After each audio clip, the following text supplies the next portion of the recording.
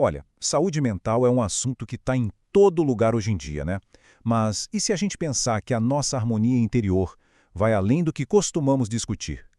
É exatamente isso que vamos ver aqui.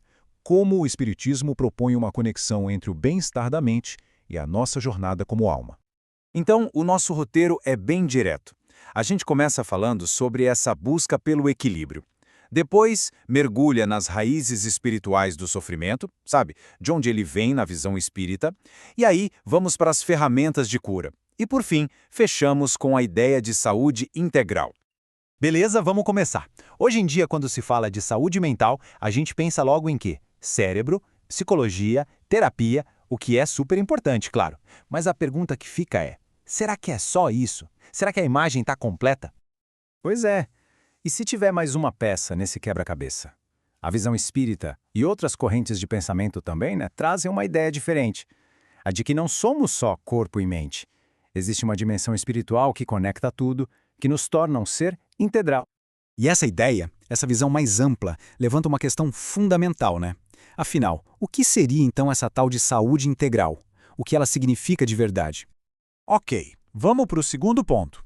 Para entender o sofrimento, o Espiritismo propõe um olhar diferente, um olhar para trás.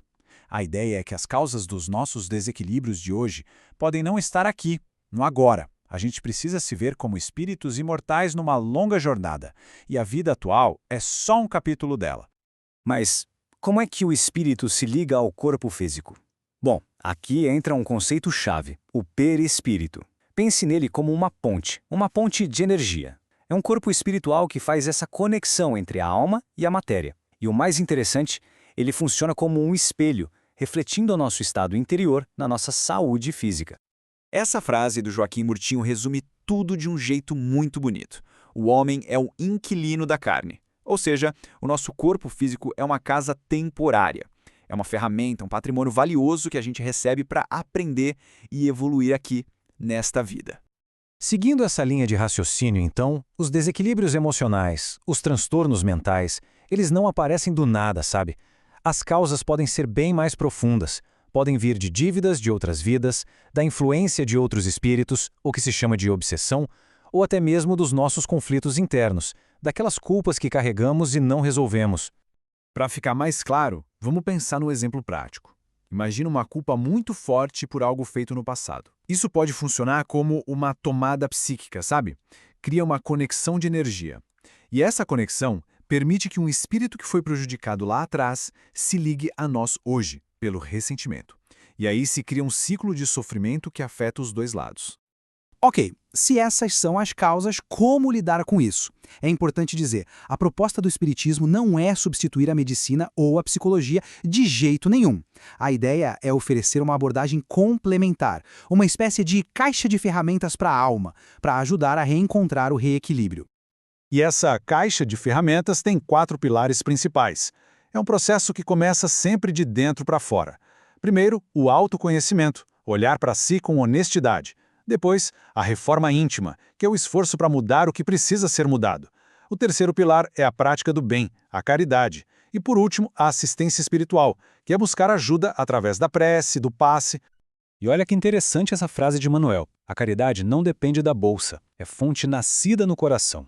Isso mostra que a ferramenta talvez mais poderosa de cura é essa vontade sincera de fazer o bem. É um ato de amor que, no fim das contas, reequilibra a nossa própria energia. E naqueles casos de influência espiritual que mencionamos, a obsessão, existe um trabalho específico chamado desobsessão. É, na verdade, um diálogo terapêutico. Os médiums servem de ponte para que aconteça uma conversa esclarecedora. E o mais importante, tanto quem sofre a influência quanto o espírito que influencia são vistos como pacientes. O objetivo é a cura e a libertação de ambos.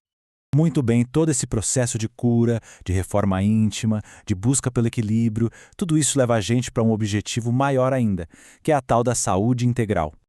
E essa frase resume bem a ideia. A saúde do corpo é reflexo da harmonia espiritual.